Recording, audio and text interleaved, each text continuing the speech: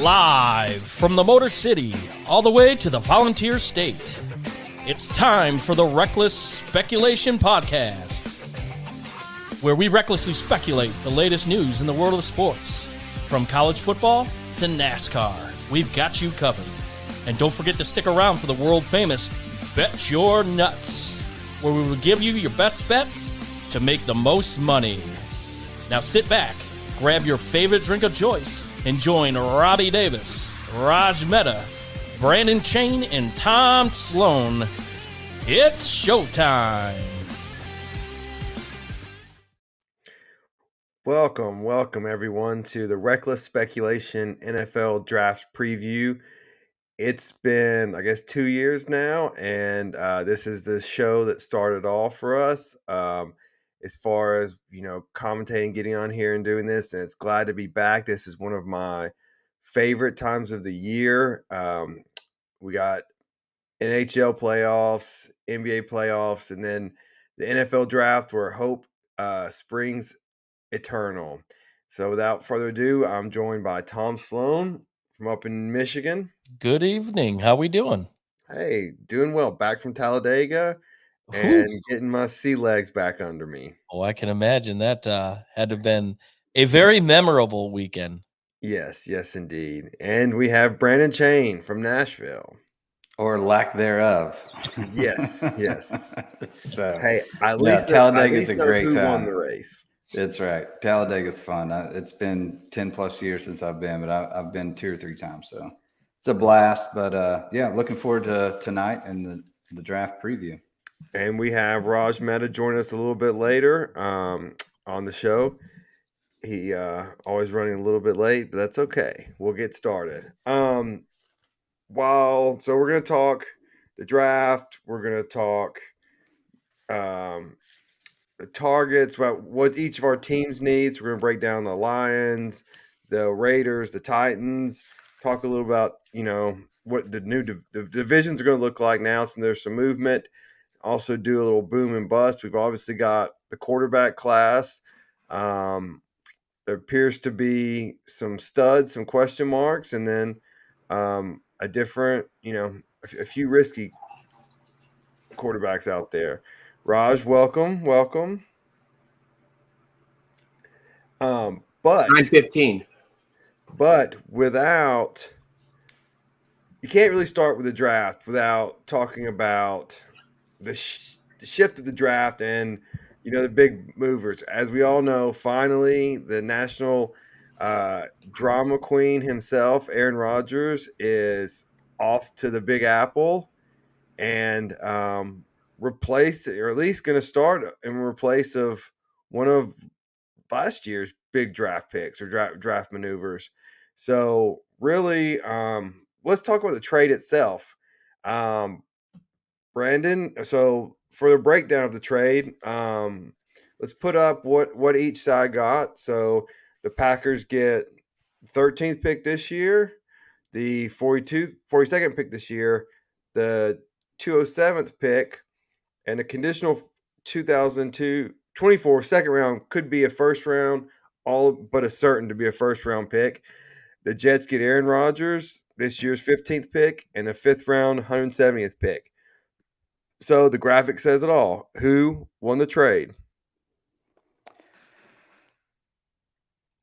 I think the Jets did. The Jets are primed in a position to really make a move here to try and win something. This is very similar to the Rams when they got Matt Stafford. In my opinion, their defense is solid. They got to shore up the O-line a little bit, and we'll talk about that later. I think that's, they get a couple pass blockers or at least one good one. The Jets are prime to win it because they've got all the talent in the world on the offensive side and defensive side. Yeah. Raj, what about you? Who won the trade? I'd agree. I was actually reading a story on the salary cap implications, and they're not as relieving to Green Bay as one would think, based upon, I don't want to get into the particulars, but a lot of things come due when you're trading that particular quarterback. Now, Green Bay would have had to pay $58.3 million if Rodgers was still on the roster, but it's not like they suddenly free up, $100 million in cap space. They don't. Some of it's going to depend on that second rounder that may become a first rounder if Rodgers doesn't play 65% of the snaps. But in the end, the Jets are obviously in win now. And let's not forget, this is New York. And the Giants are doing really well and on an upward swing. And the Jets can't sit back and let that happen. This is generational there. They hate each other and they battle each other. And you can't sit back and let one team do something that the other team is, sign their guy and ready to make their move. So quite frankly, the Jets didn't have much of a choice to go after it. Yeah. And so Brandon said, it's kind of like the Rams going all in. And I agree. I just worry, are they going all in with pocket queens when the Bills may have pocket kings and the Chiefs have pocket aces? Is it just a bad time to go all in? In their opinion, they were trying to, see what was dealt in the draft, to continue your analogy, and they should have folded many, many times and didn't. So at least they know what they're getting. The card is face up. Ew, we're done with that analogy. But yeah, I mean, what else are they supposed to do? They've waited forever. And, this team isn't that far removed from being in the AFC Championship game. Obviously I'm a USC guy and loyal to Mark Sanchez, and people remember the butt fumble and the hot dog eating, and that was against the Raiders. But, I mean, that was a guy that got them to that game. And they've got defense. They've got playmakers. They're just a decision maker short, a guy that's good under pressure short of really getting there. And I think this is it. And then dealing with the quarterback room now, what does this mean for Zach Wilson? It's funny because PFF called Zach Wilson their second best quarterback in 2020. I personally thought he was overrated. I watched him a lot. PFF said his biggest talent was his off-platform arm strength, which to me says he improvised a lot because his line wasn't great and he was playing Troy and UTSA and a bunch of crap teams. His weakness was considered to be under pressure.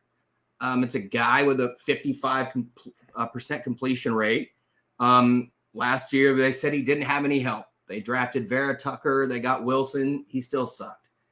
They had Michael Carter, and he's QBR in the 30s. He is what he is, and that's a backup at best.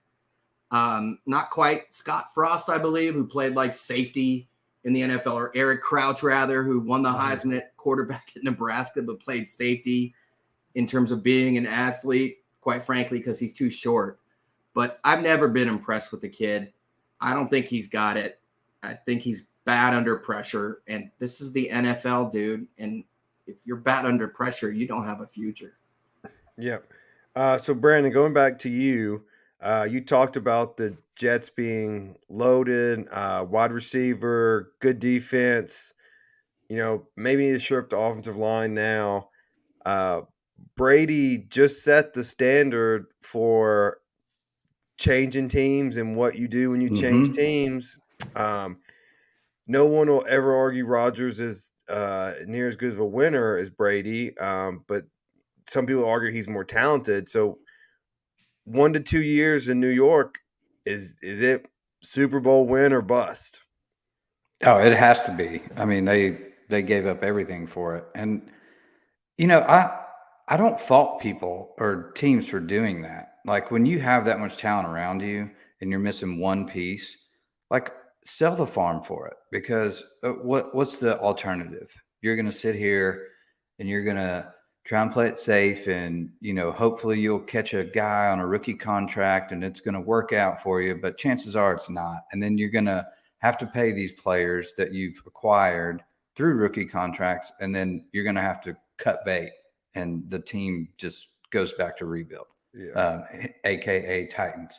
So I was gonna say, I'm not sure you could pick 3 better people to say the hell with draft picks. Who needs Yeah. them? Our three No. franchises, they just blow I don't know. Like, it is time to win now, and Yeah. whatever you can do. I don't care if you're sitting first rounders from 2030 right now. Like, get it done and like go out and win. So I think the Jets definitely won the trade. I think the Jets are prime. They can compete with this team. They can compete with the Bills and KC. Like, I don't have a problem with that.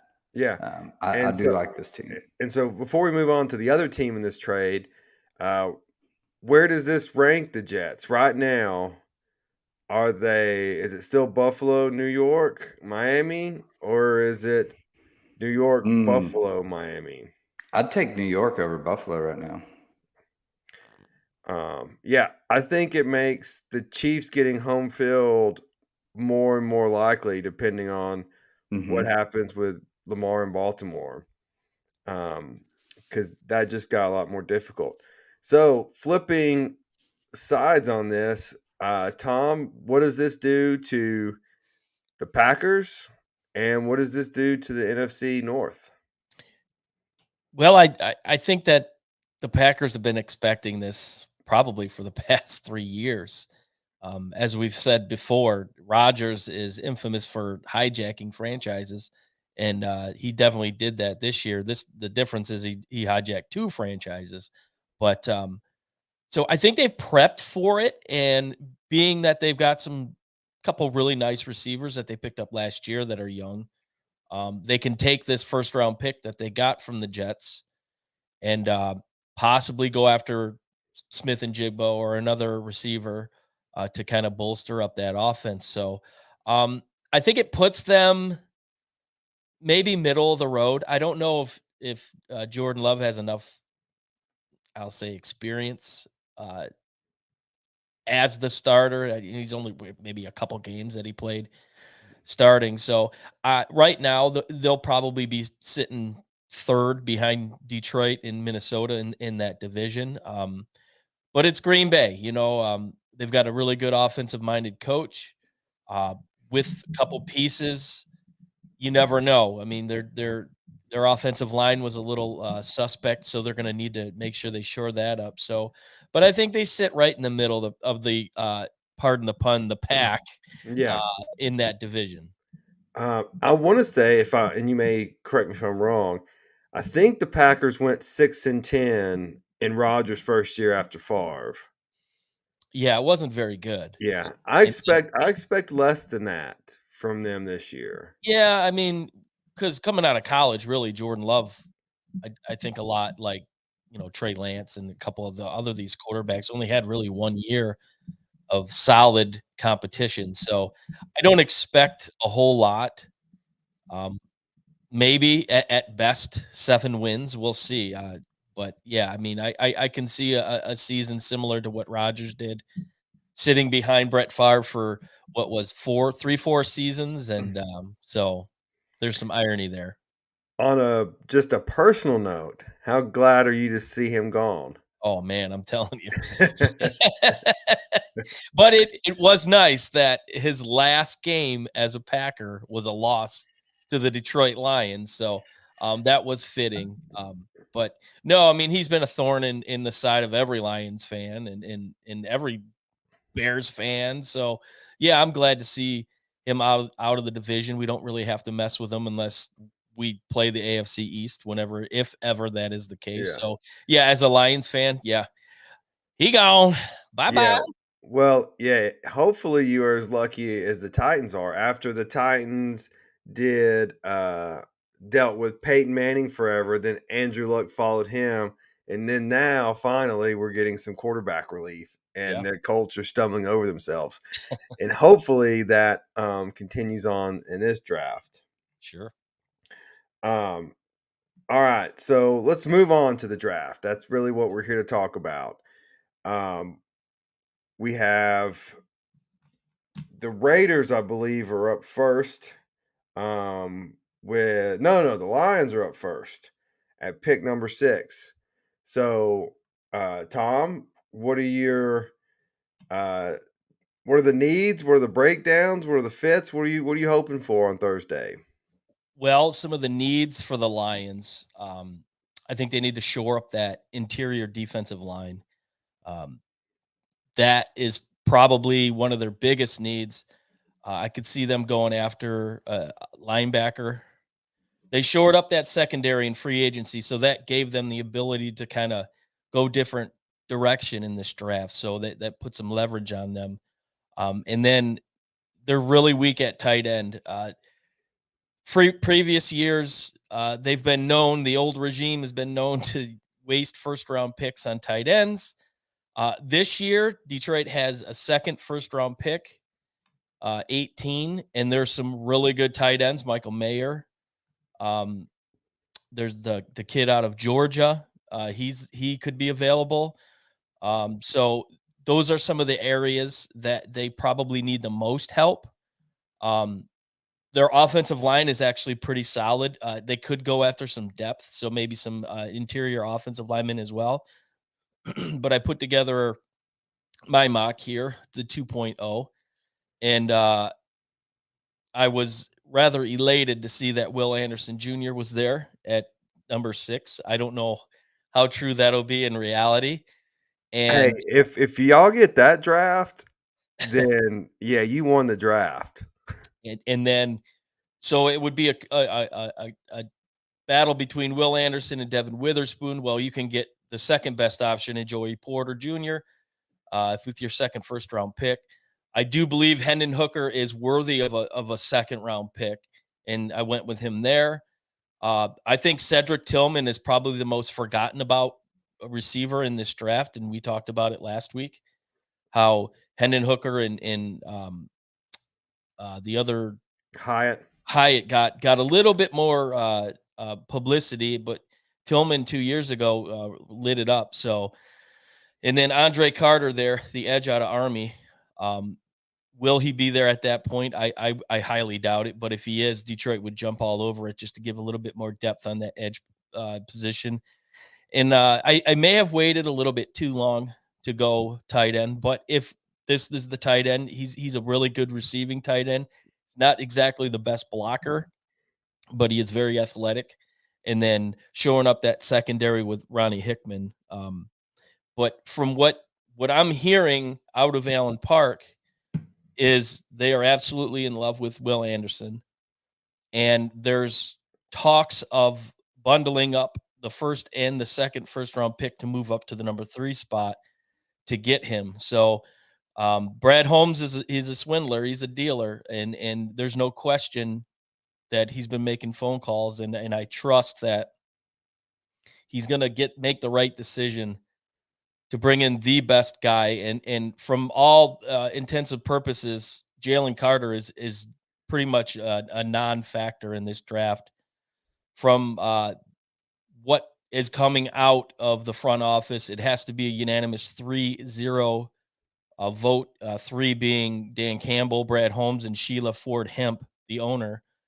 They all have to agree unanimously in order for them to get Jalen Carter. And from what I'm hearing, they are not sold on him. And I think maybe it's a character flaw, which may have come to the fruition after the situation with Jameson Williams. Yeah. The gambling situation and his character issues. So I think this is all coming into play, and they don't want to not necessarily make that character flaw mistake again. And so I don't see him ending up in Detroit. So my guess, Will Anderson, if he's not there, Devin Witherspoon. Yeah, and Detroit's been one of those. Every mock draft I've seen seems to have them taking someone a little different. The one I'm looking at now has them taking Witherspoon, but that's assuming Will Anderson's not there. I've seen draft mocks on PFF that have them trading up to get Anthony Richardson, trading up to get Will Levis. That is absolutely not going to happen. I'd bet money on it. I bet you're nuts on that one. Yeah, I don't see. Well, I'll get to the Titans whenever they get there. Next off the board, we have the Raiders at 7. Also another franchise that can make some comical and questionable moves on draft night. So, Raj, what do you need? What do you want? And what do you expect?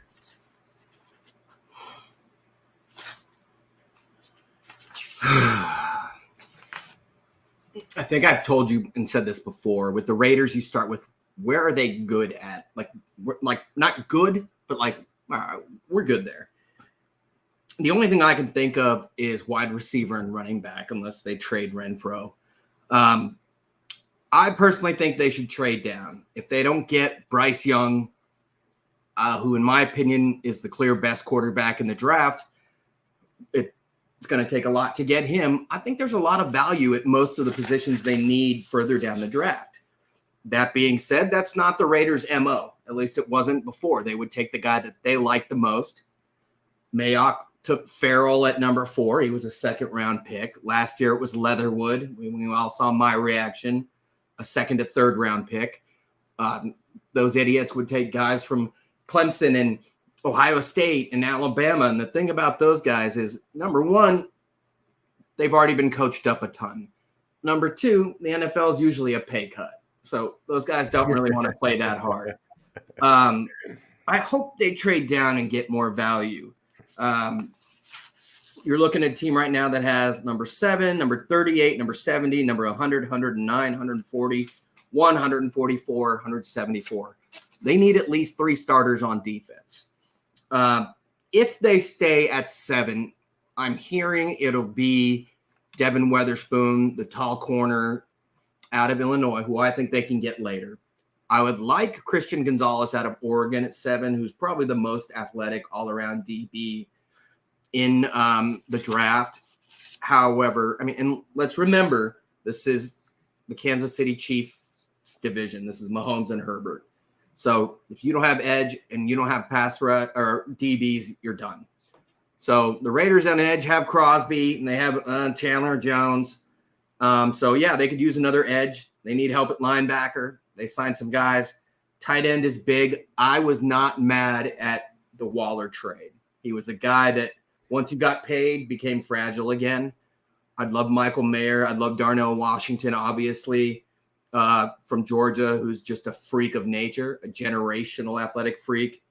But, you know, after that, it's the Raiders. So I have no idea. I just know that we need starters at all 3 levels on defense, but especially in the secondary and in the line. And to say at tackle there's a need, oh, my God. Like, it's just praying somebody good like Mazie Smith from Michigan falls.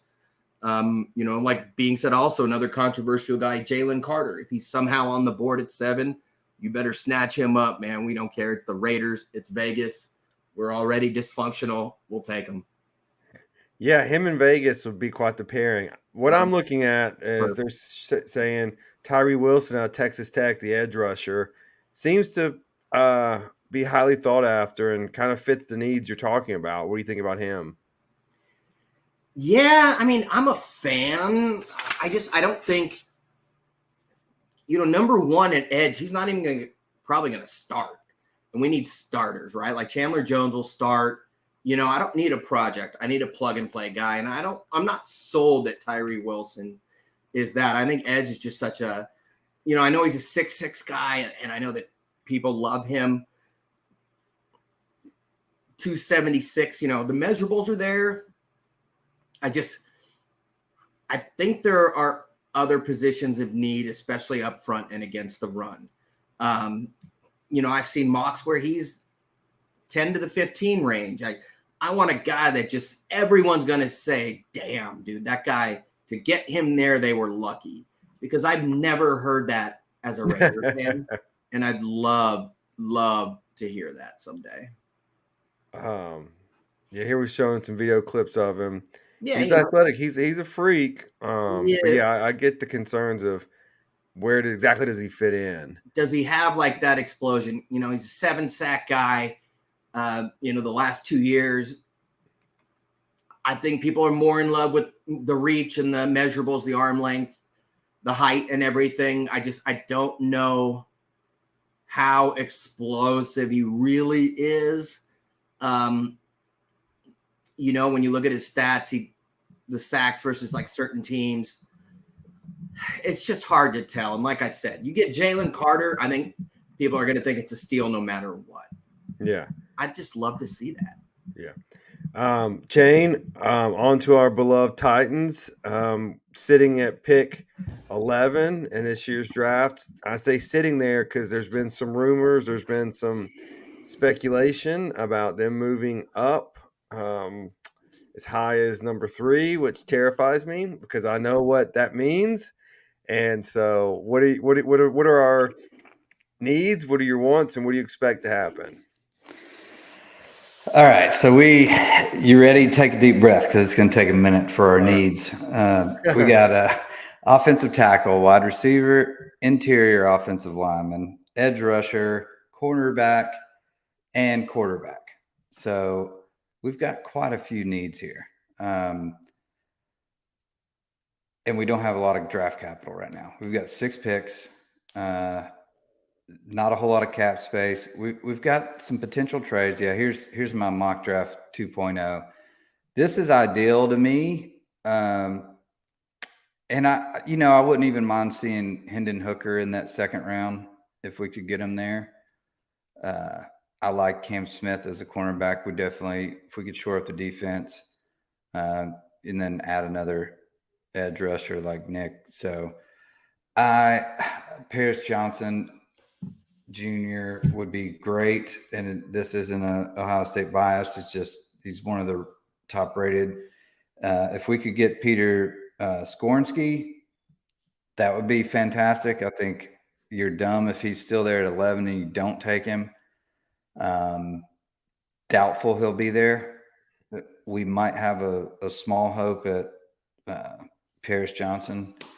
Or, if we do trade up, I mean, the only other quarterback that I like in the first round would be CJ. Despite the SC, whatever that new test is or whatever. Yeah. Despite that, I mean, you watch game film and go old school. This kid can play. He showed that against Georgia, who has several D1.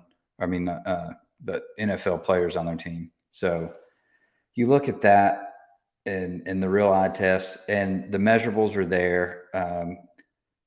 Downside, yeah, he doesn't run well, and improvising is a little bit of a struggle. But as far as managing the game, pocket passer, accurate, it's all there, and the size. I mean.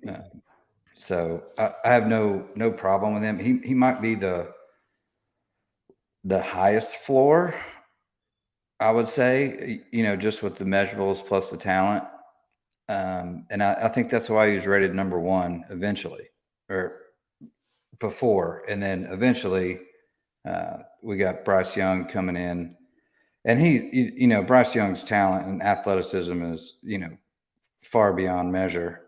The problem with him is his size a little bit. So, and not just short, it's his frame. He's actually kind of not a thick guy. He's kind of a smaller frame. So, yeah, if that happens, I could see that. If not, I really hope that we would take offensive line if it's available. If not, trade back, get a few more picks. Let's start building this team almost, if you will, the Jets did, or, the Rams or some of these other teams. Like, let's get all the other pieces in place, even the 49ers. And then, you could throw a Brock Purdy in there and still be, pretty competitive if you got all the pieces around you. So this could go so many different ways, and it's really hard to gauge right now. Let's play a would you rather. Would you rather, let's say the Titans can get the either the first or second offensive lineman in the draft at 11, and then get Hooker in round 2, stay put, or would you rather trade up and get CJ Stroud and maybe lose some draft picks and this year and next year? It's a good one. Let's assume Bryce is off the table. If it's Peter Skoronski, then Hooker, yes. I wouldn't mind that. All right. Well, and what's your worst case scenario for the Titans? They get Anthony Richardson, and we freaking blow up everything, and they trade up, and we lose draft picks. Then we get him, and that's just the absolute worst case. Like, yeah, I agree with you. Briefly, yeah, I think we need an offensive lineman's our biggest need because we only got. If there is a window, I'm not sure there is a window left, but when you're built with Henry and Tannehill, you got to protect him or be able to run the ball. Or if not, you're just wasting a couple of years. I think every mock that I've done, I think, well, maybe I've done 3. In 2 of those 3, Hooker was still available. If he's there in the second round, I want us to grab him and just see what could possibly happen because we've got probably a year or 2 left with Tannehill and Henry, and then it's a total blow it up and start all over. And maybe we look at more of a spread out, wide open offense and kind of move to the future. We also need a receiver, but I don't know if you can justify picking a receiver at 11 in this draft. I mean, I think receiver, we can take third. We got number 72, and then we don't have a 4th round. We got a 5th round at 147. So I think you can find a serviceable receiver in there. He's not going to be an all-star. I just think we've got to have an offensive line, it doesn't matter who we take. They're not going to even get the ball. It's just got to put the pieces in play first, in my opinion, unless they have some kind of other magic with trades or free agency that we haven't seen yet. But we got to protect. Yeah, I haven't seen that from this team in general. We tend to lose players more than people come to Nashville to play, especially not in their prime. And now we've got a wild card with Ron Cawthorn or whatever. And, he's never been in a GM position before. He's been a great player developer. And you saw what he did with talent there in San Francisco. I'm confident he'll bring that here. But as far as being the actual guy that makes the decisions, that's kind of a wild card. So we'll see how conservative he is or how risky he wants to be. But I'm looking forward to the draft, dude, because this is the first time in a long time. And I mean, last year threw a curveball, but this one we absolutely have no clue what's going on. Yeah. So let's talk a little division breakdown. What we're going to do is we're going to break down the divisions, where they stand pre-draft, and then see how they do on draft day, and then let's circle back to it after the draft on what we think, who improved the most and who improved the least. Raj, we'll start with you on the West Coast, both the AFC and the NFC, whichever one you want to start with. Where do they rank now, and who do you think has the chance to make them do the most damage on draft night? That's interesting. Let's start with the NFC West. Yeah, when it comes to San Francisco, what are their real needs? Center, offensive line, offensive guard, safety, defensive tackle, you would think. Actually, you wouldn't think, but they signed Jason Hargrave from Philadelphia. So the rich get richer. And some say wide receiver just because they could use a guy that opens up the field with Ayuk, Debo, and homeboy from Tennessee, Jawan Jennings. They've got big receivers. So maybe somebody that could stretch the field. You also have a team that last year, a guy that I thought was the biggest steal of the draft and a hidden gem, USC safety Talanoa Hufanga, who they got in the 5th round, and then they got Mr. Irrelevant Brock Purdy as the last pick. So who cares about them? They're going to get a steal. They're going to draft somebody great, whatever. With Seattle, there's a lot of needs there. Center, safety, linebacker. They signed Draymond Jones, a defensive tackle from Denver. That was their big signing.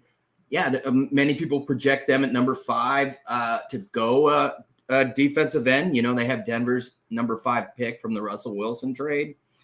But they have a lot of draft capital. In fact, I believe PFF says they have the second most draft capital in the league, second to Houston. And they have number 27, 4 picks in the top 52, I believe. So they're going to fill whatever needs they have or need rather. Arizona needs everywhere. They didn't sign anybody really. A ton of one-year deals with veterans that were cast-offs. Guys like Rashad Fenton, a DB that played occasionally at Kansas City. They signed Kazir White, or linebacker from Philly, but they're at number 3. They've said they love Kyler Murray, and if that's the case, then do you trade down in that spot? I honestly don't know what they do. I'm trying to think of off the top of my head what Mox had said. They obviously need who couldn't use Will Anderson. They definitely need edge. JJ Watt was there. So if he's somehow there, then I think that's the pick they go with. Otherwise, they let it fall down. They need running back help, but do you want to take a running back at 3? I don't think so. And that would be Bijan Robinson. In the AFC West, you basically needs. You've got Kansas City, and they don't need much. Yeah, I think Kansas City's top pick is what? I was just trying to think off the top of my head, but it doesn't really matter. They're going to be fine regardless. Kansas City. They're 31. Wide receiver would, and maybe offensive tackle because they let homeboy sign elsewhere. Would probably be right now. They're going with Juju and McCole Hardman. Many people think they could find somebody left in the veteran pool, but I think they have the 31st overall pick, and many people think they could go with somebody on the defensive line, somebody like Georgia Tech's Keon White, or maybe even Tennessee's Darnell Wright if he's there. But obviously a team that doesn't need a whole lot. Going to the Chargers. Yeah, it's, wide receiver Mike Williams is made of glass, and Keenan Allen's getting older. But that's also a team that tried to address a lot of their defensive inefficiencies, with Khalil Mack. And, they got Bosa. They've got some other guys. They definitely need offensive line help. They need help across the defensive line.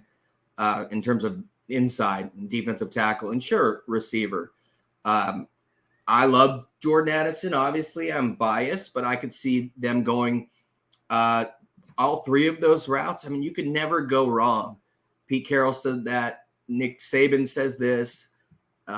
Countless NFL dudes have said you can never go wrong with reinforcing the trenches.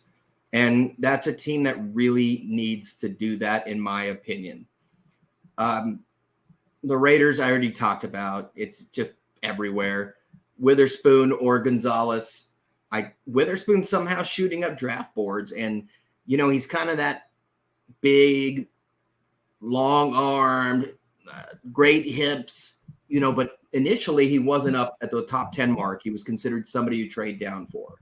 So, again, I'd love to see a Jalen Carter or one of those, bona fide wow guys fall to that spot.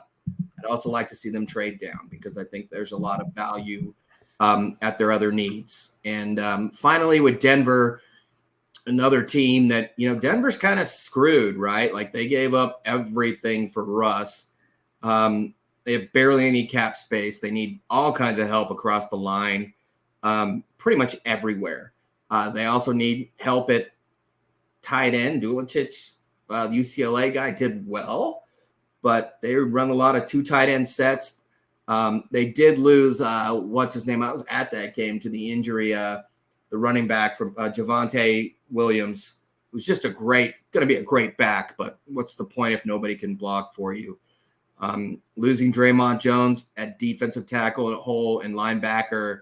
Their linebackers were piss poor. None of those guys would have started last year, in my opinion. So, I'm trying to remember. I had it here, but there's so much information going on what their first pick is.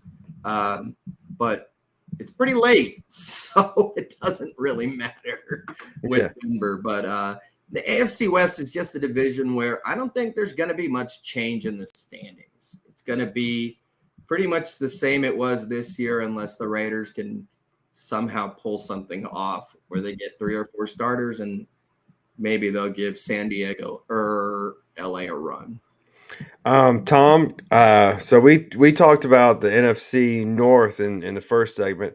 So I want you to focus on the AFC North. And one of the things I've been hearing, or at least reading about today, is the possibility of Baltimore making a move to target Anthony Richardson to kind of follow in that. Well, if they do franchise Lamar for a year or two, then he walks. You've kind of got your same system that you can plug him into.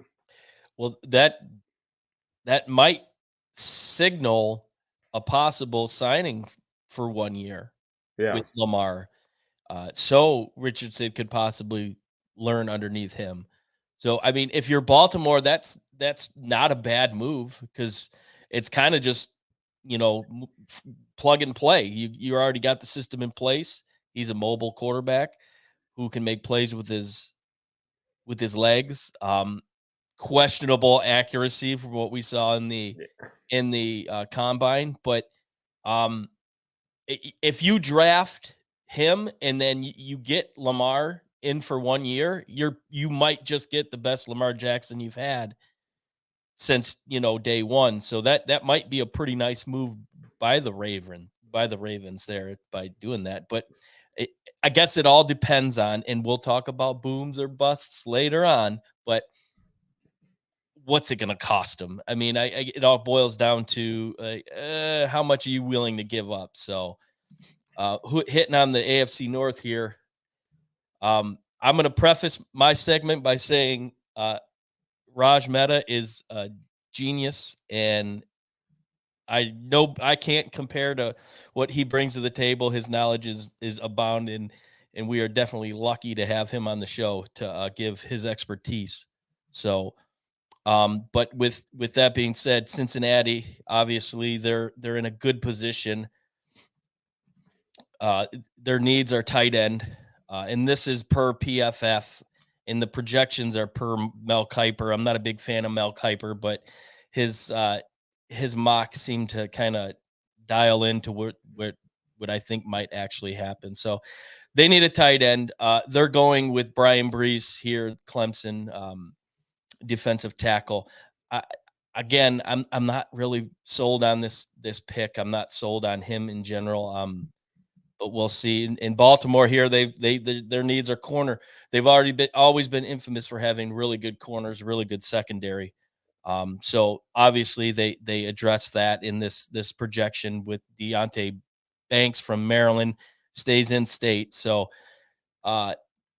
Pittsburgh, they're right there. They made a nice little move toward the end of the season, got themselves in the thick of things. So they need players that can make plays for their young quarterback, and so that's why they go with the route with the Boston College guy. The Browns, the Browns are the Browns. We all know. We all know what the Browns are. Unfortunately, I'm a Browns fan alongside with my father, and I feel his pain every good judgment there. Good judgment. Yeah. And they need defensive line, and they need offensive line. 3-4 years ago, they were the number one offensive line in the NFL, and then now they're not. And you need to protect Deshaun Watson, especially this year, because he looked really bad coming back last year off his alleged rub and tug situation. So secondary help. Not having the first round pick really hurts them, and I think they're going to get bit by the the Deshaun Watson bug for some years to come, unless they find a way to get some picks, making trades or whatever the case may be. But yeah, the Browns need a lot of help.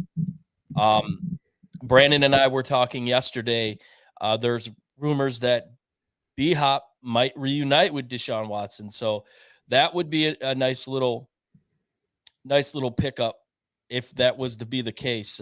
Little familiarity with Deshaun, maybe a little bit of a comfort level. So we'll see what transpires on Thursday. And real quick, I'll hit on the NFC North, minus the Lions that we went over in it. But the Vikings, I think, if this says cornerback, I think they need offensive line help. They need to protect Kirk Cousins and Delvin Cook. I mean, those are your two keys. And then you protect Cousins, he's going to be able to get the ball to Justin Jefferson. So that's a big cog there. Green Bay, tight end. I think Green Bay's biggest need is probably offensive line. Aaron Rodgers was running for his life a lot last year. So we weren't really able to see the full scope of Aaron Rodgers, what he could possibly be in a Jets uniform this upcoming season. So they've got him with a tight end, and they got him getting the tight end out of Utah. Dalton Kincaid is probably the number 2 tight end, maybe number 3 tight end in this draft. And with the Bears, I disagree with their need of defensive line. I think they go all offensive line in this draft. We know what was going on with the quarterback situation there. He's running for his life. He's talented beyond. He's got amazing plays with his legs, and he can throw the ball too, Justin Fields. So you need to protect him because he was on the ground a lot last year. And if you lose him, there's about 60% of your team. So for me, it's offensive line for the Bears. And obviously Mel Kiper kind of agrees going with Darnell Wright, the OG Tennessee. So I agree there that they got to protect Justin Fields. And I always go back the game against the Lions. I think he rushed for almost 200 yards, but he didn't throw for much. So a lot of his rushes where he was running for his life and he just took off running. So that needs to be addressed. Brandon makes a good point in the chat. Seeing the Vikings in many mock drafts grabbing Hooker, I wouldn't hate that if I was them. Yeah. Well, they got to get ready. Cousins, how many more years? Maybe 2. Yeah. And I mean, he is what he is. Like, he's hot and cold. There's no in between. He's either going to light you up or he's going to, light the other team up. I've had him on many of fantasy football he's teams. Not a good fantasy quarterback. Unless he's playing the line. Before we go to the Titans division and the AFC East, which is two of the more there's a terrible division and now one of the more interesting divisions. Few housekeeping notes. We've waited till about 50 minutes into the show, but please like us, subscribe to our channel. It helps get the word out.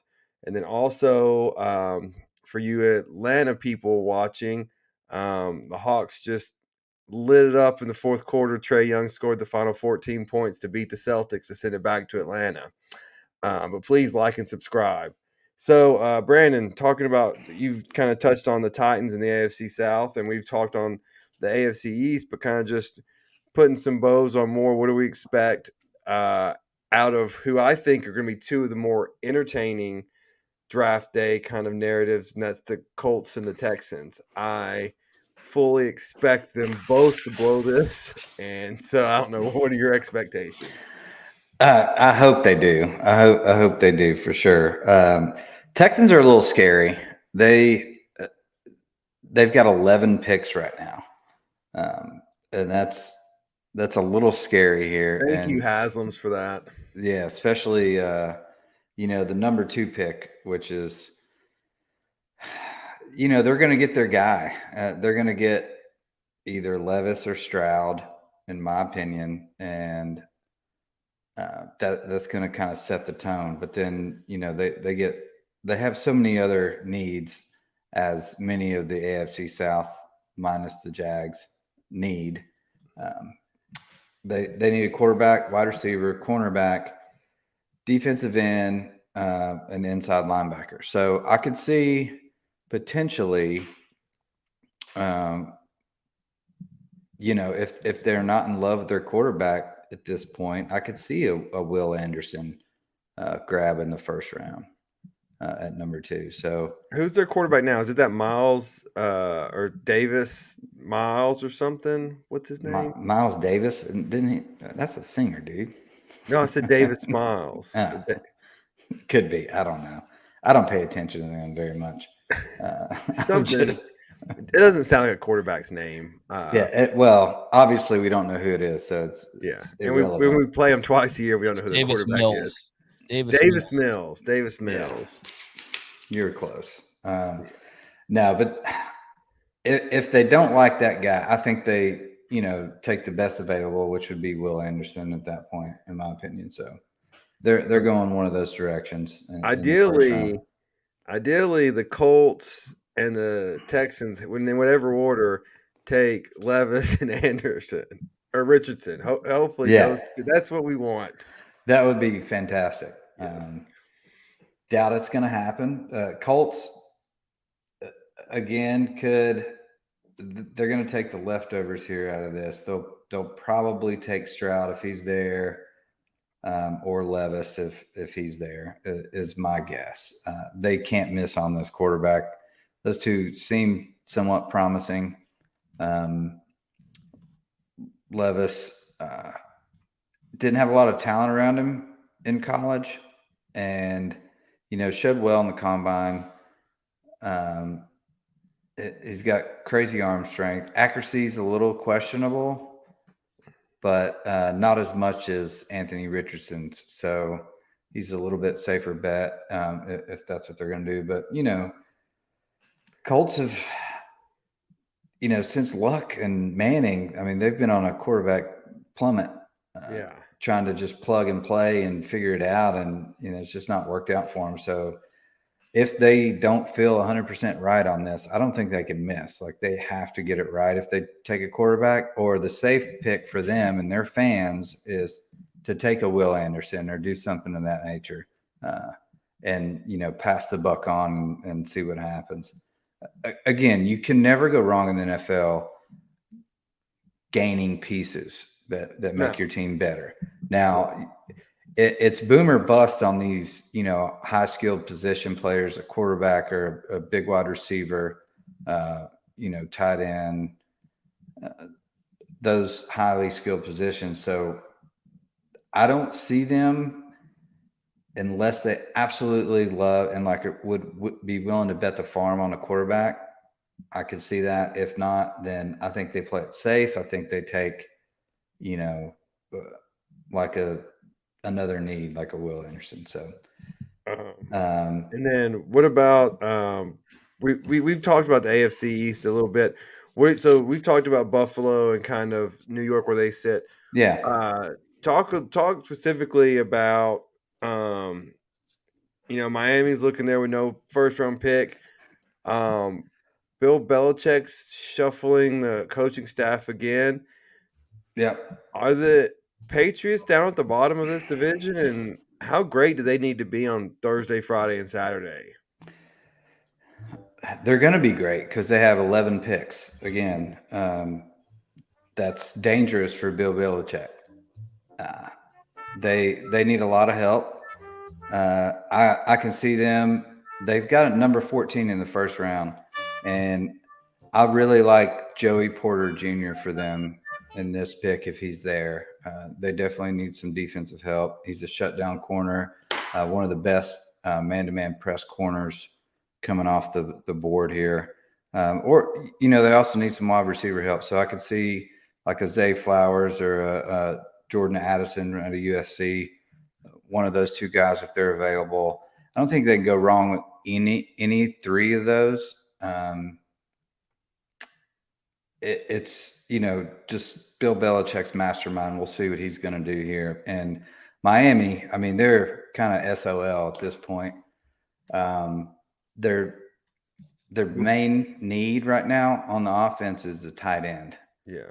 Well, and if you remember, this is a self-inflicted wound. They had to forfeit this pick. Oh yeah. Yeah, so sure. it's like, yeah, I mean, Yeah, I mean, trust me. There's no tears shed here. I'm not. Yeah. There's no sympathy at all. But tight end that's going to be available in that round. They're looking at a Luke Musgrave, who's out of Oregon State, big dude, has a little trouble catching the ball, drops passes a lot, but pretty athletic guy. I could see, something like that if he's available, or Tucker Kraft out of South Dakota State. I think their biggest first pick should be somewhere in that tight end range. Yeah, and I'll just touch briefly on the NFC South and the NFC East.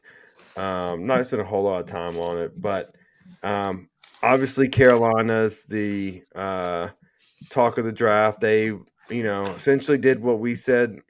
Sometimes you got to do mortgage the franchise to get your guy.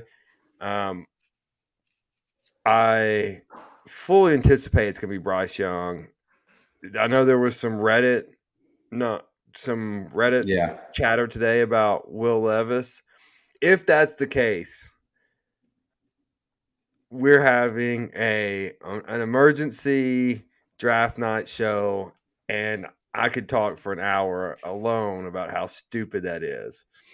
But I don't think there's any way possible it's going to happen. I think Bryce Young's still minus 1,000 to go number one. Bucks and Saints are kind of still in rebuild mode.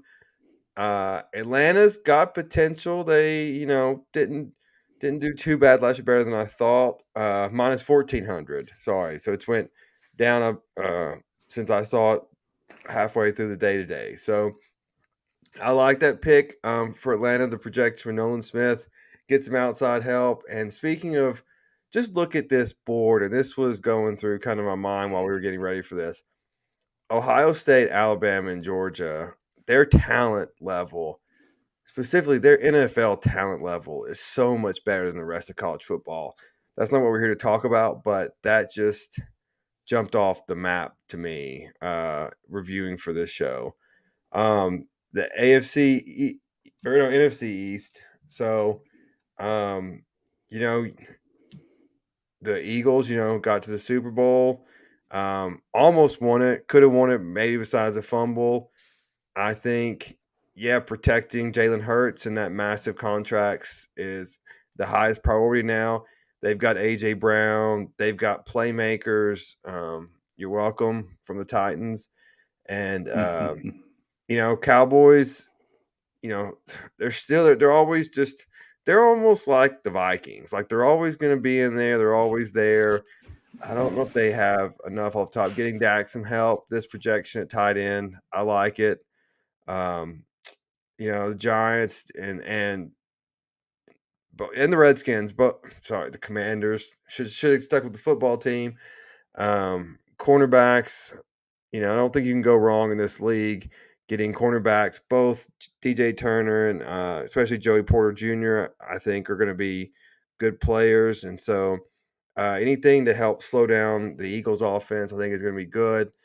And so, I think those are all accurate projections, and I don't think any of those are really bad picks for that division, which is kind of the pecking order seems to be in place.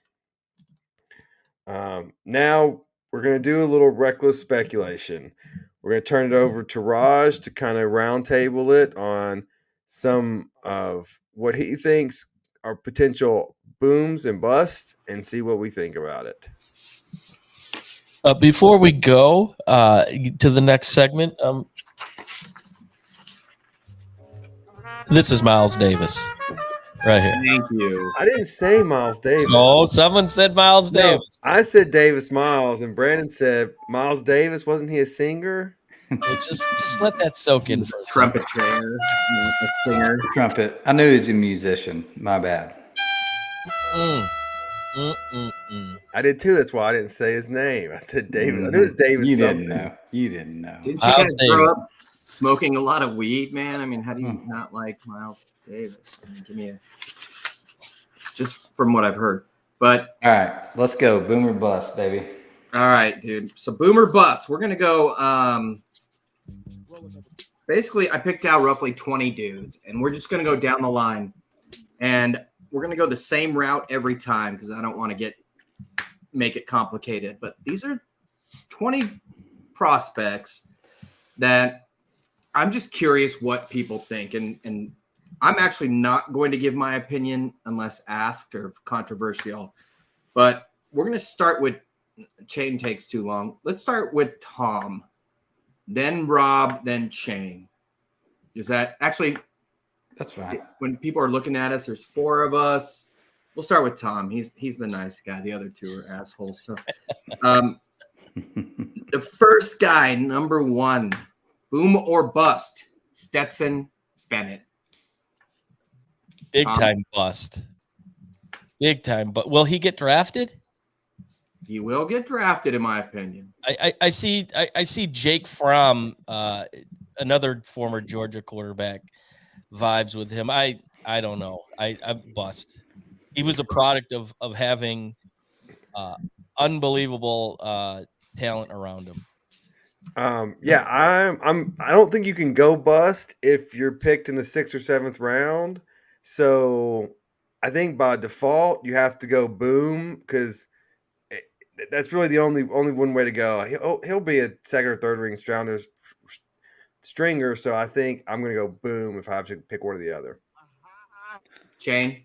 Yeah, I agree. You took the words out of my mouth. Relative to his draft position, it's he's going to be a serviceable guy in the NFL. Will he ever be magic? No. So I wanted to start with an SEC guy who kicked Tennessee's ass every year just to see to humble you guys a bit. But let's get into some players. Let's go next to CJ Stroud, boom or bust. Tom? I think he's going to be boom. I'm going to go boom here. I like what I saw in the combine. Obviously, I like what I saw with his, game tape. Unfortunately, for some people, he was 0-2 against the team up north. But other than that, I mean, he was 19 or he was 21-2 outside of Michigan. So I think the talent is there. The arm strength is there. I think for him to be successful in the NFL, he's got to use his legs a little bit more. So I'm going to go boom. Rob? I'm going to go boom. Also, I was surprised when I saw this. My threshold, I would never pick a quarterback that completes less than 65% in college. He's just above that 66.3%. I think that translates. So I'm going to go boom. Shane? Boom. My bust is not Wonderlic base, which we were going to talk about that at another time, but I don't know. In the biggest games of the year are Michigan, and he hasn't done well, and he's also had the best receiving core. That's not his fault. Like some of the best ever. And, I just don't know if he has it to succeed in the NFL, especially going to what will likely be a crap team. So I'm going to go bust. Bryce Young. Quickly, Tom. Boom or bust? Boom. Rob? Boom. Shane? Bust. Well, that begs the question. Why do you say that quickly? Small frame. I think he's going to get injured. And I think because of injury, he's going to be a bust. Drew Brees had a small frame, didn't he? Drew Brees was thick. Drew Brees was short. And he wasn't He had drafted. broad shoulders. Agreed. Bryce Young is very fragile looking. I would not disagree with that. Bijan Robinson, number 4, boom or bust. Tom? His durability effect. Bust. Rob? Yeah. I'm going to go bust also. Chain? Boom. I love it. Will Levis. Tom? I'm going to go boom. I think he's a pocket NFL quarterback. If he gets picked up with the right system, boom him. You made me have a sip of a drink. I'm not sure I can say bust loud enough. Chain? Yeah, bust. I mean, especially relative to his draft position. If he was a 3rd rounder, potential boom, but Yeah, he's a bust. Sorry, my mom's calling. That's I actually have my phone on it. Mom's should have put her on speaker because that would have been good. But it's not racist for a brown guy in Tennessee to say that I don't like white guy quarterbacks with tattoos. I just don't. I go to like Tate Martell and Matt Corral and others, and there's something about it that I don't like. So reverse racism is real. Not only does Raj know these obscure stats, backup players, he knows guys' tattoo games. Mm-hmm. Yeah, like he is bringing it. Thing. Even if it's religious, like shouldn't your heart and mind be with God, not the ink on your forearm? You know, like I don't know. Perhaps I'm too literal, but we talked about this guy, so I'm going to start with Chain. A lot of guys are on this kid. He may be a second or third rounder, but the tight end out of Oregon State, Luke Musgrave, Chain. Musgrave. Problem with him, he drops a lot of passes right now. You know, he's super athletic, big guy, pretty good route tree. Crap quarterbacks, though, in his defense. He did. Maybe it's an uncatchable ball. You know, you get that with quarterbacks sometimes. Spins a little weird. I'm going to go Boom here just because of his athleticism and his size. And he can block well, and he is pretty quick. So I'm going to go Boom. You threw us for a Houdini there. I wasn't sure you were going to go that route. Tom? I'll go Boom. Being able to be a two-way tight end, like Brandon said, being able to block and catch the ball. This is a tight ends league, it seems, the last 2-3 years. So Boom. I'm going Boom also because I don't know who this guy is, and I don't know how someone I don't know who it is could be a bust. So going Boom by default. Your honesty as an attorney, that's the irony. A great blocker, especially in the run game. Damian Martinez was a true freshman, and I don't know if he led the pack or he was up there. But he's a guy that can do both.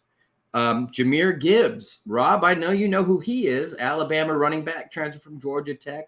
Boom or bust? Man, I'm going bust. Running backs just make me nervous.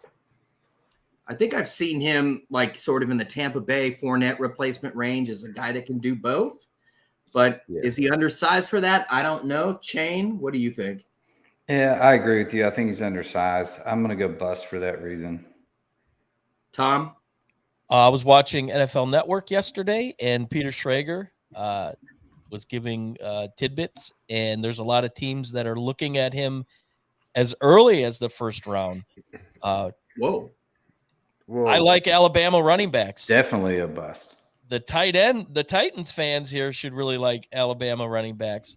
I like him. We do. He's fast, and he's really good. Derrick Henry's massive. He's really good catching the ball in the backfield. Bo Scarborough, or there's you never know, right? Like it's hit or miss, depends on the situation. Derrick Henry also is reminiscent of Darnell Washington at tight end of Georgia, as just a freak of nature with his size and strength and speed. I agree with Chris. Oh, here we go. Those Chris guys Adams commenting. He's the next Kamara. And it's a possibility, dude. He can do it all. Now but Gibbs didn't go to UT, so that kind of throws that qualification out. Yeah, the weird thing about Gibbs is he actually played at Alabama, whereas Butch Jones didn't play Kamara at all, and then he became an NFL first team All-Pro. So it is saved his legs. Yeah, exactly. Obviously, it was very considerate of Butch brick by brick to do that. Let's go with a little controversial guy here, and Jalen Carter, who was found out to have been racing the other car that unfortunately crashed and took the lives of 3 young individuals at the University of Georgia. Jalen Carter as a player, though, boom or bust? Let's start with Tom. I think he's a boom. Outside noise aside, the guy's an absolute just monster on the football field. And he's huge, and I think his game equates in the NFL. Boom. Yeah, I'm going boom. Hopefully he learned from this and doesn't get himself in another bad situation. That talent, that body, that motor, unless the only way I think he's a bust is if it's something off the field and it ends his career. Shane. Agree. I mean, that's his biggest criticism, obviously, right now. Dude is a freak. He is made for the NFL. If he can keep his nose clean, he will be just fine, and he will boom quickly. 2 years ago, there was a player coming into the draft who had major character flaws, and I think is the reason why he dropped down. Micah Parsons, and you see what happened with Micah Parsons. I can see a lot of Jalen Carter in Micah Parsons, and that's all inner, personal deal. You got to work out yourself. You get this opportunity. If you got to work that out because you've got the talent. So that's all on him at this point. Well, how about just Tom here on Maisie Smith, another guy, 330-pound monster with, quote, character issues who did something dumb. And Tom, why don't you remind us what he did and boom or bust as objective as possible before moving on to the next guy? Okay, he had bought a weapon and had it in the backseat of his car. He had applied for the gun license, and he hadn't had it at the time, and it was pulled over. And they found it, so he was given a misdemeanor charge. But the charges were pretty much, absconded for the most part. That's nothing. But his play on the field changed after that point. He was non-existent really against Ohio State in the Big Ten championship game. Barely did anything, and you know what he did? TCU, nothing. Yeah. So it seemed like at that point, leading up to that point, he was guaranteed first-round pick. After that point, not so much. I think he's going to be a bust. He's a smart guy. His sister was on coaching staff, but I don't see it. I think too much up top. It's going to bust him. I agree with you there. I think he's soft in a few different ways. Sticking with that theme, though, how about just the Ohio State guy? Here's a guy that had 5 catches his first year, 95 his second, and 10 his third. He often played in the slot. He runs himself open. He's sensational a lot of different ways, but is he going to be a 7 to 10 year receiver in the NFL? Brandon Chain, Ohio State's JSN, boom or bust? He's a boom. He's a boom. Health aside, I think a lot of that was in consideration this year with not pressing the issue of his injury. Selfish as it may be, he was going to the NFL and he was going to be a top round draft pick. So I think there was a lot of protection in that, both by the coaching staff and himself. So, and that's the good thing about Ohio State. They look out for their guys on that front. They want to win ball games for sure, but they don't want to overstress their players as far as pushing that just to get a win and ruining their career potentially. So kudos to them on that. I'm all for it. I think he was healthy. I know if he would have played, Harrison I think he was Jr. healthy going enough. down against Georgia, to have him there and at the ready. Again, hypothetical. Trust me. Yeah. As a fan, I was. Yeah. It hurts. It sucked. But as a businessman, I get it. You have to protect that first round draft pick, and we'll get to that later. But yeah, he's going to be a boom. He played the X. He runs outside. He's also a great slot receiver. He can run up the middle. So he's a multi-tool there on the offense. He can play a 1 or a 2. Dude's fantastic. Best receiver on the board.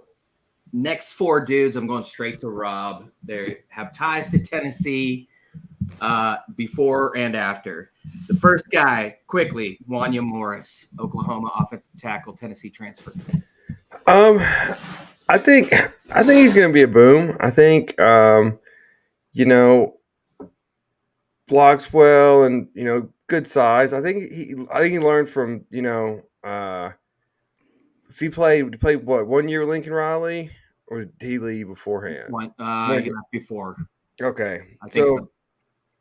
You had 2 different coaching staffs, 2 different kind of mentality. He played against a lot of good competition, both the SEC and the Big 12, and so I think he's going to make it in the league. Cedric Tillman. Yes, I think it was Tom that said Justin Hyatt got a lot of the hype with Hendon Hooker. Tillman was the best route runner, not necessarily the best deep threat, but the best route runner that Tennessee had. And while Hyatt was the go deep person, Tillman was the hands guy. And so, yeah, I think boom on him also. So who has a longer career? That's a side note. Hyatt or Tillman in today's NFL? I think it's going to be, and it depends on where they go. You can't coach speed. And so, God, could you imagine if Kansas City lands Hyatt? No, I can't. He's tall and big hands and catches everything. There are some knocks on Tillman. So, I think Hyatt will be the boom versus Tillman. The flip side being is Tillman did a lot with Garantano and a different offense. Yeah. And, although they had a nice run game there, so Tillman could get open quite a bit. So, I'm going to go with Hyatt over that one. Let's go. And actually, I'm going to ask all three of you and forgive the pronunciation despite a strong allegiance to the Polynesian culture, but former Tennessee freshman All-American, All-SEC linebacker, and then Alabama graduate or entrant, rather, Henry To'oto'o. I can never say his name. To'oto'o. Thank you, I think. But thoughts on him, boom or bust? Rob, we'll start with you. I'm going to go bust on him. Left Tennessee, went to Alabama, surrounded by better talent. He had some good games, but never really jumped off the screen on a consistent basis to me. With all those playmakers, with Will Anderson essentially suffocating the defensive or the offensive game plan, I would have liked to have seen him have a better run at Alabama. I'm going bust. Shane? This is a depth guy in the NFL. He's not going to be a starter for anyone. So it's relative to his draft position. Like, this is a fill-in guy, to give your starters a breather here and there. So I think he can have a longevity career in the NFL. But as far as, being a starter, making the big bucks, that's a bust. Tom? I think Brandon's definitely onto it. He's going to be 5th round, maybe draft pick, 6th round. So going in, he's going to have to earn a position in camp. Now, I know you guys love when I reach back to my Lions. Rodriguez, the linebacker that we got from Oklahoma State, he was a 6th round pick, came in as like the number 6 in the depth chart, and he earned the number 1 spot. So I think To'oto'o is the type of player that can do that, but I don't think he will unless he gets put in with the right system. We'll see. But right now, being that he's going to be a 5th or 6th round pick, I agree with Brandon. It could be a bust. 3 more, and 2 of them are going to be grouped. So technically 5 more. I'm going to start with Jack Campbell, the Iowa linebacker, and Brian Breesy, the defensive tackle and end from Clemson. I know it's hard to group the 2 together, but both, there's a lot of hype on both of those guys, and are either going to back it up really is the question that I'm asking, because I think there's clear weaknesses. With Breesy, it's against the run. With Campbell, it's athleticism. I guess if you had to pick one of the 2, who would be the guy that you'd put your money on between the 2 of them? Understanding different positions and different teams they may go to, but amongst the hype, who would you take? Who would you put your money on as a better career in the NFL? I'm going Jack Campbell. Why? I think he's gonna. I think he's slotted more at the end of the first round where Breesy's kind of moving around. So I think Campbell's going to go to a better team. And I think that is going to be the deciding factor. I'm going to go up to Tom on this one. Yeah, I agree with Jack Campbell. I'm not sold on Breezy. He played in a really weak ACC. I don't know. He doesn't necessarily have the right athleticism, if that makes sense, for that position. And I just can see him getting manhandled by offensive lines. And I don't know. I don't see it. I think the hype around him was for another unfortunate situation that kind of put his name in the limelight. So, but his play on the field never really impressed me. Shane? I agree. Campbell here, 6'5", 249, just super athletic. And I've got him going to the Bills at 27. I think that's a great fit for him, and that defense can make a huge impact day one. And, I mean, they're in dire need of somebody that athletic in the middle. So I really think he could be a definite boom in this situation. I think he's kind of like a Henry T, but like a 2.0 at everything. And if he fell to the Raiders in the second round, I'd be ecstatic. The sure tackler in the middle of the field that brings thump, a lot of stuff that Henry T doesn't. I agree entirely, but I'm also jilted by Clemson defensive linemen. Clearly, two more, but one of them is a combo. Two small receivers, both 5'10", 5'11", sub 175 pounds. Zay Flowers, Jordan Addison. Both have been shown projected to be in the first round, at least both in the second round, mid-second, top first or whatever. Thoughts on either of them? If you had to put your money on either of those guys to have a better, longer, more impactful career, Brandon Shane, where would you put your money? Zay Flowers. Dude is super fast, great hands, can play the slot well. And again, like I said before, on the AFC East, the Patriots could be looking at this kid in that 14 range potentially. So that would be perfect Belichick-esque in this situation, and getting in that right system. I think he's a boom here. Tom? I like Jordan Addison, 2 years removed from the Biletnikoff Award. The NFL is the long game, big arms. He plays the outside.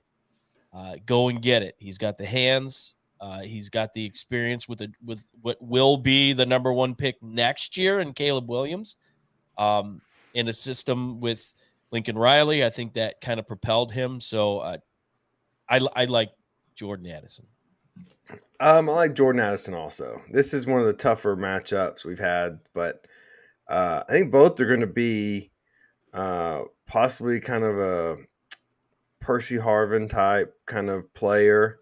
And so I think this is really going to depend on where they land and what kind of creativity coaches can you use them with. You get, I keep having nightmares about Kansas City getting better, but these are another two guys. If they land in Andy Reid's offense, look out. Mm-hmm. No, I agree. And obviously I'm a bit biased. Both are going to be likely to teams that aren't great. Zay Flowers, I'd probably give him the nod with durability. I'm just hesitant to knock a guy like Addison, who played with Kenny Pickett and Caleb Williams, because I saw what he can do, and he can do a lot, whether it be, the top speed is not quite there, but it's a guy that's just elusive, like can get open hands. Once he gets the football, it's yak, it's everything. So I think they'll both be very good for a while, but it does depend on where they end up. But in the end, I'll go with Addison. Finally, our last boom or bust guy. Who to start with? I'm going to go with probably the most objective guy here, and that will be Tom. Anthony Richardson.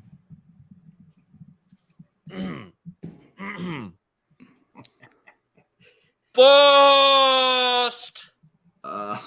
Yeah, Malik Willis 2.0. But even Malik Willis was what? When did the Titans move up to draft him in the second round or was Third that round? Third round, You're talking about a possible top 5 pick here. So we showed some clips earlier. which makes it more of a bust. Yeah. We showed some clips earlier, and that was like probably the first 2 or 3 games of last season. He looked dynamic, and then he did not. So I don't trust him. What I saw in the combine, outside of like the skills, he throwing, yeah, he can throw it far, yeah, he's fast, but his accuracy, moving on, bust. I think we're all for bust on this. So I'm going to switch this chain. Let me just make one real quick point. He had a 55% completion percentage in college. That's awful. Pretty bad, dude. That's terrible. You cannot complete. And we've all seen this same script before. Yeah. When you can't project that into the NFL, you don't do well. Like you never do well. If you complete So 55% in college, NFL GMs and that's scouts, 40% why do they NFL. love him? Because his combine, they go to this like money ball system where it's all measurables and statistics, and they take away from the actual eye test. And yeah, he's a freak of nature. He's an athlete. Put him at tight end. Put him, at wide receiver, somewhere else where he can succeed. He can't throw the ball accurately. Why would you want to have him control your entire offense? Whoever Just drafts makes him no in the sense. first round, and someone will, is the stupidest team in football. God, Okay, wait. it's The Browns not the already have a Titans. quarterback. They're the next stupidest team in football. Gonna be the Colts or the Titans. We God, all if four it's the agree. Titans, I will on him. relinquish my ticket. Yeah, no, the Titans have I'm to pay. saying for that a- on air. Titans have I to will pay not for a new re-up stadium. my ticket. They better not draft that guy. You hear that, I Tennessee will- Titans? I will not that they care, but I will not. I You've will been sell my warned. PSLs. He did change 100%. his name from AR-15, his nickname, because he's number 15. Otherwise, I thought he'd be perfect for a team in the South, but he's very socially conscious. But I agree entirely. I'm going to ask this real quick. Each of you, top 3 hidden gems, and I'll finish this, or actually I'll start this. And if I have somebody else's, then please, it's your fault because I went first. But my first guy, and they're all guys I've seen more or less. The first guy is Rajon Wright, a DB from Oregon State. Huge guy, big man defender, loved to press. Oregon State's known for having big DBs. He's projected 5th or 6th round. I don't get it. Secondly is Tuli Paluto, and he's a USC guy who left his junior year, who led the country in sacks. One of the few guys that actually had over an 82 plus PFF grade in their last 2 years. He's a guy that can play inside or out, kind of a tweener though. People wonder if he has the size for inside, but scouting reports or the speed for outside have said that his moves, his hands, just pure strength. He can do either and sometimes switch it up during pass rush, which makes him just sometimes indefensible, what were words used by certain scouts. Finally, there's a lot of small running backs, and this is related to at least to you, Rob. A chain from A-Chain, whatever his name, the kid that ran like a 4.3 from Texas A&M, Sean Tucker, Yes. from Syracuse. Tyjae Spears, a kid from Tulane, who I saw torch a bad USC defense. But finally, the guy I'm going to go with is Pittsburgh's Israel Abanikanda.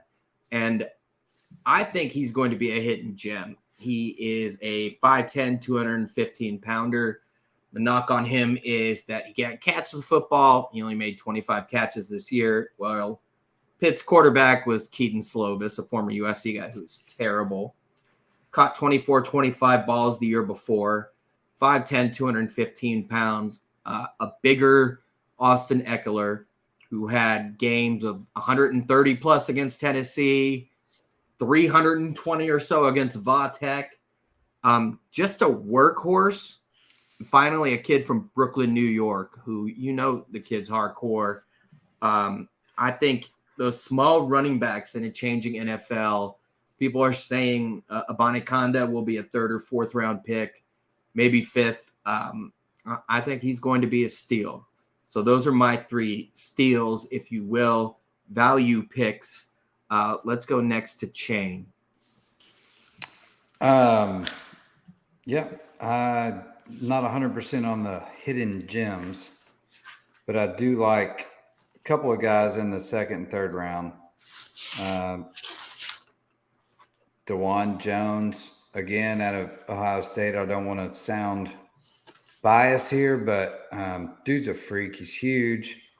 I think a year or 2 in the NFL and with the right coaching, he can really, really make an impact. 6'8", like 375 pounds, big guy. Agreed. So that's one of them. Cam Smith out of South Carolina. I know he's, one of the kind of favorite quarterbacks or cornerbacks, but I think he's a little underrated. I think he's one of should be a little higher ranked than he is. Would be ecstatic if we could get him as a Titans fan, because we definitely need that help. But love him out of South Carolina. Quickly, lots of love for J.C. Horn last year, not nearly the same amount of love for Cam Smith, who's a Cam Smith is super talented dude. And then I like Miles Murphy out of Clemson, edge rusher. I think he's a little underrated as well. So just his attributes, I think he did pretty well in the combine as well. So love those 3 guys as far as hidden gems. Tom? So my first one, he's not necessarily a hidden gem. He's just somebody that is not being talked about as much as I feel like he should be. And that's Nolan Smith from Georgia, the edge rusher from Georgia. He has it right here, and he has it right here, and he has it right here. Okay, if that makes sense. The guy's a freak. He's fast. And I think the big hiccup with him is he was injured last year and he didn't play in the big games. So he's not really getting the pump that he deserves. If the Lions were to come through with their second first-round pick and grab him, I'd be happy. Agreed, man. Second one, I'm going to go Sam Laporta, the tight end out of Iowa. Let's face it, Iowa is fastly becoming tight end U. Kittle, Hawkinson. So, and he kind of fits the mold between the both of those combined. So he's a guy that you could get in maybe the 3rd or 4th round. He's way down in the line. So very athletic, and he can block. And that's the key component. You put him on a system you put him in a system that has a running game, has a running quarterback. He's going to fit in nicely. And then here's a guy that I would love to see in the Honolulu Blue and Silver because his brother plays here. Noah Sewell, the linebacker from Oregon. I mean, it's in his blood. You want to talk about heart? The guy's got a motor. And he doesn't take plays off, it seems, from what I saw him on the field. I just love his intensity. He doesn't. I saw him a lot. He would look really good playing opposite side of his brother here in Detroit. I would love it. So I think he's somebody that's going to be impactful. Closing with you, Rob. Yeah, the going last on the sleepers is always tough because y'all have taken all mine. Everybody's gone. But I like A.K. from Texas A&M, Tucker from Syracuse. I think if you can get a running back, I'd draft him later. We talked about Cedric Tillman. I think he's going to be where Hyatt's going to go late first, early second. Tillman's probably going to be a 3rd or 4th round pick, and that's great value there. No, I agree. And with that, I'm going to turn everything back to you, our true host. All right. So thanks, everyone, for sticking around. We did a little longer today because it is a draft special. We're going to get to our Bet Your Nuts. And I'll start with mine. It is going to be draft related. I like this value right here. Caesar Sportsbook. I'm going with the third pick. Will Anderson Jr. at plus 250. I like that. I think it's going to go quarterback. And then I think Will Anderson is the best player or best defensive player on the board. So I think that's where he lands. Tom, did I just steal your pick? Hold on. I will keep that pick. I will agree because it's plus 350 from what I'm looking at. Oh, but what side are you on? FanDuel. Okay, well, everyone switched to FanDuel because that's FanDuel better. right now. It's plus 350. I like that even better. It's FanDuel Sportsbook, Motor City Casino. I think the Lions trade up, and at plus 350, I think he goes to the Lions. Okay. Hey, look, can you parlay that? Can you get the pick and what team picks him? Shane, what about you? I'm going to go Jackson Smith and Jigba, first wide receiver off the board. I got it 2 days ago at minus 225. I think it's moved to minus 400. Still, oh yeah, that's a nice pickup. Yeah, it's I saw the value there. Now there's not quite as much value. I still think if you bet 400, you can make 100. Yeah, you're telling our listeners to wager 400 to win 100. I mean, it's free money. It's guaranteed money. Okay, it's free money. Well, now that you say that, yeah, bet 4,000. Yeah, why not? Raj, what about you? I mean, I was all over the place with this. Along the same lines, I saw that Quentin Johnson's average draft position was around 26.5 over under. The over was minus 160. The under was plus 130. You've got, I feel like receiver is just a position where teams just can't hold off. Last year, London, Wilson, Olave, Jameson Williams, Dotson, Treylon Burks, all drafted within the top 18, all had a pretty big impact. Burks got hurt, but there's not a huge difference in receivers in terms of talent between last year and this year. So, again, I think somebody's going to, shift the trend by whatever the needs may say, and I will take under 26.5 on who arguably is the most athletically gifted receiver in this class, Quentin Johnson. There you have it, ladies and gentlemen. A lot of free money. We will be back next week. No final thoughts this week. We're keeping it all NFL related. And so we'll be back. We're going to talk about the draft recap, winners and losers.